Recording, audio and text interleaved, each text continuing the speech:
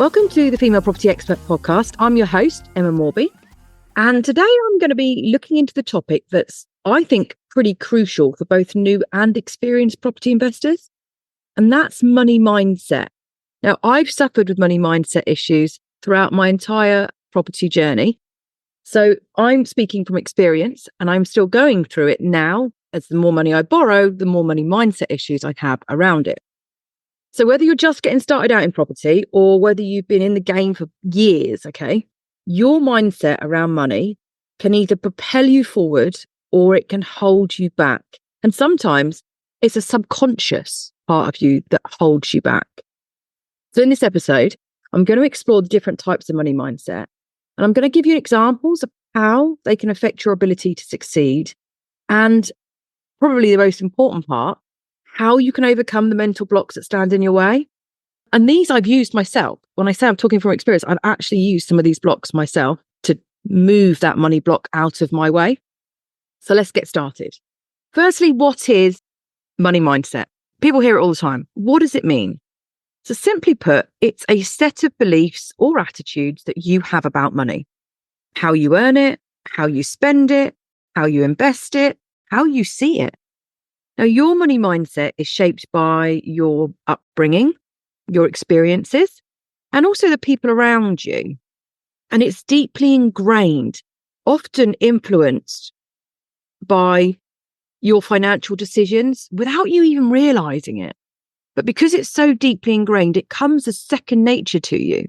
And that then impacts all of those decisions you make. But here's the thing, okay? Your money mindset can either be your greatest ally, as I've experienced, or your worst enemy when it comes to property investments, which I've also experienced. If you've got a really healthy relationship with money, you're more likely to take kind of calculated risks, you'll invest wisely, and you're likely to build a stable wealth platform. But if your mindset is holding you back, it can stop you from even getting started. Or worse still, it sabotages your success once you've actually begun, because you then don't believe in your ability to move forwards after your first deal, for instance. So I'm going to talk about the different types of money mindset that are out there. And if any of these sound familiar to you, make a note of them. Pause this, make a note of it. And I'm going to give you examples as well, because it's really hard when I'm talking about it to understand how you're going to put that into your everyday life. Does that fit in my world? So I'm going to give you examples about people I've come across along the way. So let's start with the scarcity mindset. This is a belief that there's never enough money around. People with a scarcity mindset are constantly worried about running out of money. So they tend to hoard it, avoid spending at all costs, and they shy away from anything that involves investments that could grow their wealth. It's like, I suppose, holding on to every penny for dear life. Let's put it that way. Even when it could be working for you, your money could be working for you, you still don't believe that, so you keep it safe. So here's an example. Sarah, she'd saved £50,000, but was terrified of losing it.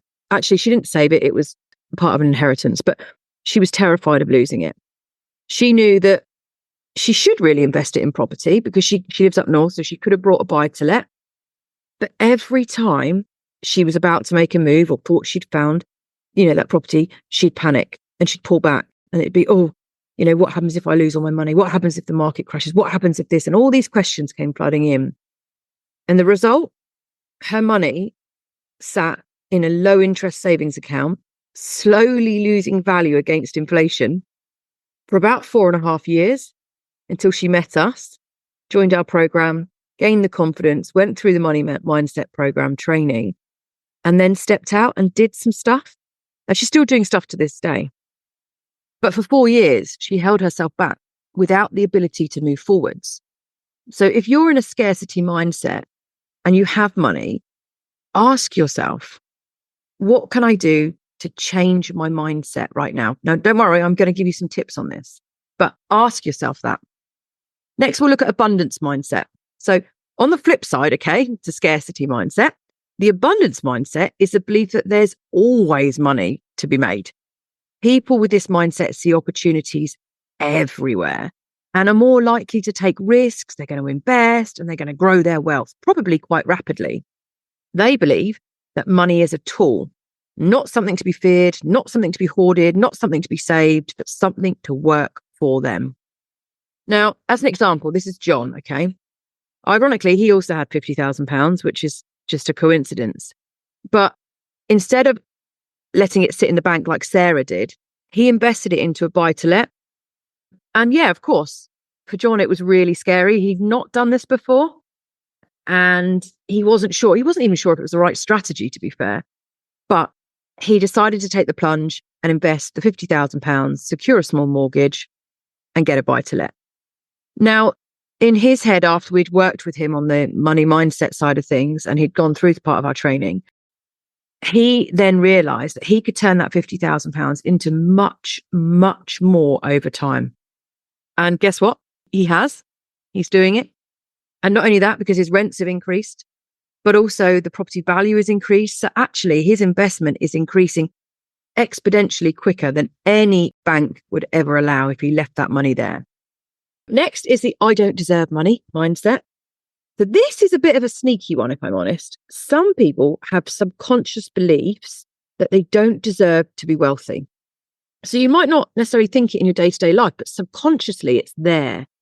Now, you might feel guilty about making money or believe that the wealthy is only for kind of other people. Other people make that kind of money. It's not me. I'm not in a position to make that kind of money. Those sorts of things that you say to yourself.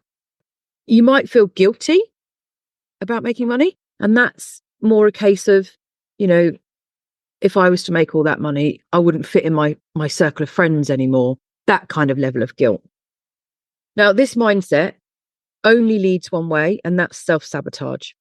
So where you're unconsciously making decisions that keep you from achieving your financial success, it is directly linked to self-sabotage.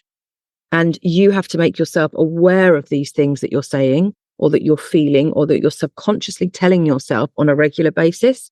Again, I'm going to give you tips on how to do that at the end of this podcast. But if you're sat here thinking, I don't deserve money mindset, you need to be more aware of what you're telling yourself.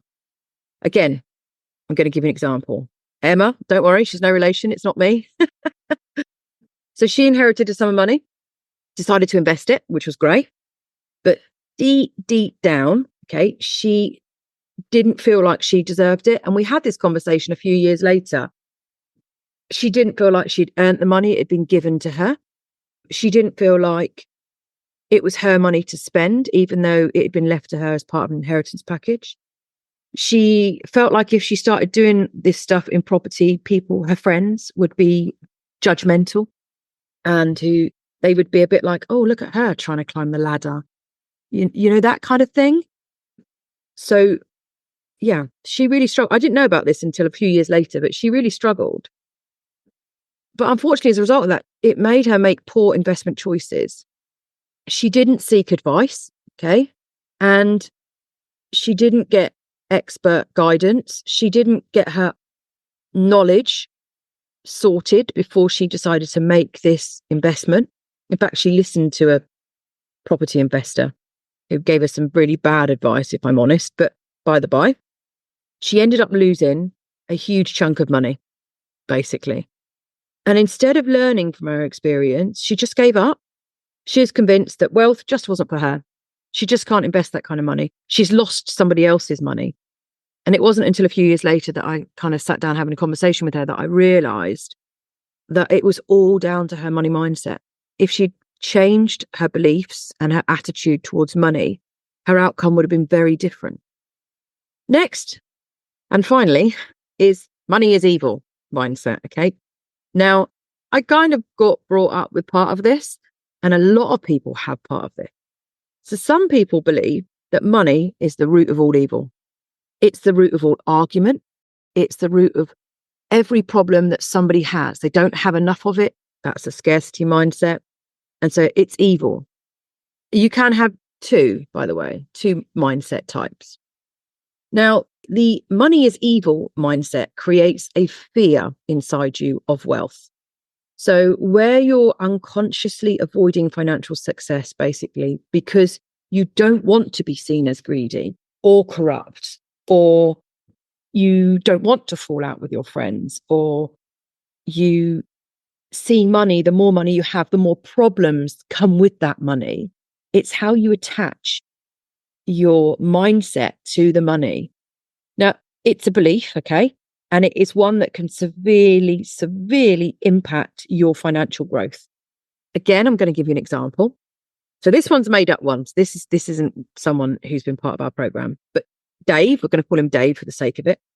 He's been taught that rich people are selfish and greedy. He's grown up living in a poor house, being told that rich people, well, look at their fancy cars, look at them driving that Range Rover or that Porsche. You know, they never share their money. They only work 3 hours a day, whatever it might be. But he's been brought up with that being plumbed into him from day one. So even though Dave's been given great opportunities to invest in property, and he's had all of the experience that he's needed, all of the training and knowledge that is needed, he hesitates. He's worried about what other people might think of him if he becomes wealthy. Or he's worried about, if I become wealthy, I can't buy that Porsche or that car because I'll stand out too much. He's worried about spending money that he might have made through wealth by going on holiday because he's not going to fit in social society or in the social society that he was brought up in. Now, instead of pursuing his financial freedom and building it and making it brilliant, he stays in what we call a comfort zone. So he stays in the bit that he thinks is the right bit. So he's got a couple of buy-to-lets and that'll be fine. I don't need to go any bigger. I don't need to grow. And I won't, it pays my money, but I'll still work full time because I wouldn't want anyone to think that, the money coming in from my buy-to-lets is what supports me. I want them to know that I work. He tells himself all of this. And unfortunately, as a result of that, he's missing out on the chance to change his life. So we spoke a bit about the types of mindset and giving you examples of who they are. But basically, how do these mindsets actually impact your ability to succeed as a property investor? That's a question. So your mindset shapes your actions. If you have a scarcity mindset, for instance, you might avoid taking the necessary steps to actually get off the bench and start playing and investing. If you believe that you don't deserve money, you might not put in the effort to make your investments work because you don't actually believe that they should work because you didn't deserve the money in the first place. If you believe that money is evil, you might actively resist opportunities that could bring you huge amounts of wealth. Now, these mindsets create a cycle of self-fulfilling prophecies. So if you believe there's not enough money, you'll act in a way that ensures you never have enough money. If you believe that you don't deserve wealth, you'll make decisions that keep you from achieving wealth. You'll actively sabotage yourself. It's like driving with a handbrake on. You're trying to move forwards, but something's holding you back. And that something is your money mindset. So having said that, how do you overcome negative money mindsets? So I've got some good news. You can change your money mindset. I do it. I have to work on it. It's not easy and it doesn't happen overnight, but it is absolutely possible. And I want to talk you through some bits that I've actually done. So firstly is awareness. First step you need to do to overcome negative money mindset is recognizing it. Start paying attention to your thoughts and beliefs around money. What do you think about when you think of investing? Investing in property, investing in stocks, whatever it might be. What comes to mind? Do you feel excited? Are you anxious? Do you feel guilty? Do you feel like it's a risk too far? These feelings can give you kind of clues about what's the underlying belief that you have out of the 4 that I've just covered. And bear in mind, you might have a couple of those. You might be a bit of scarcity and a bit of money's evil. Next is challenging your beliefs. Okay, so once you're aware of them and you've identified your money mindset challenges, ask yourself, is this belief really true? For example, okay, let's say you have a scarcity mindset. Ask yourself if there really isn't enough money out there. Look at successful investors. If they can do it, why can't you? And let me tell you, there is a lot of money out there. A lot. Banks want to lend money. Private investors want to lend money. There is so much money out there. And I know that because I've removed that block. And now I find money, not because I'm moving in different circles or because I mix with lots of investors who have money.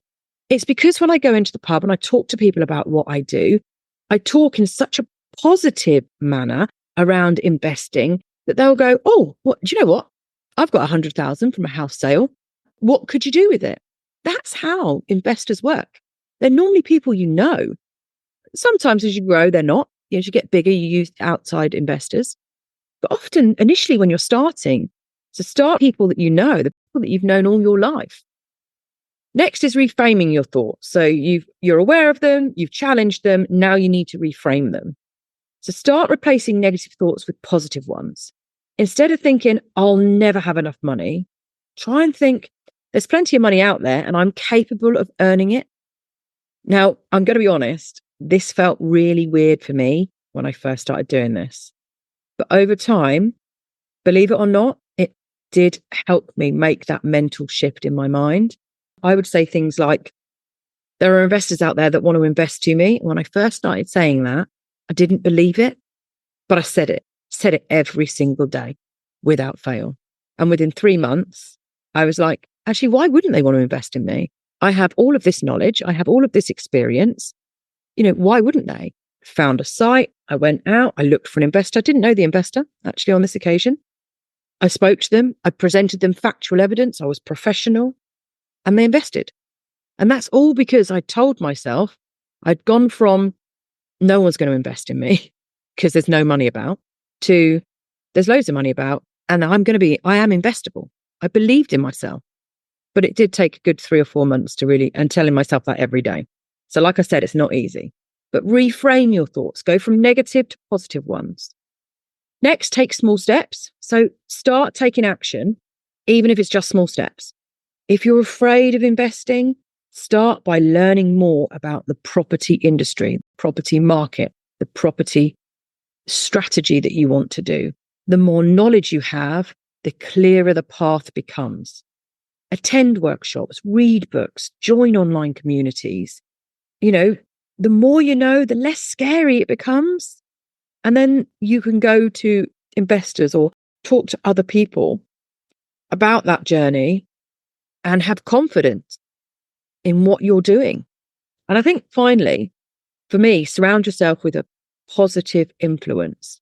So your environment plays a huge role in shaping your mindset.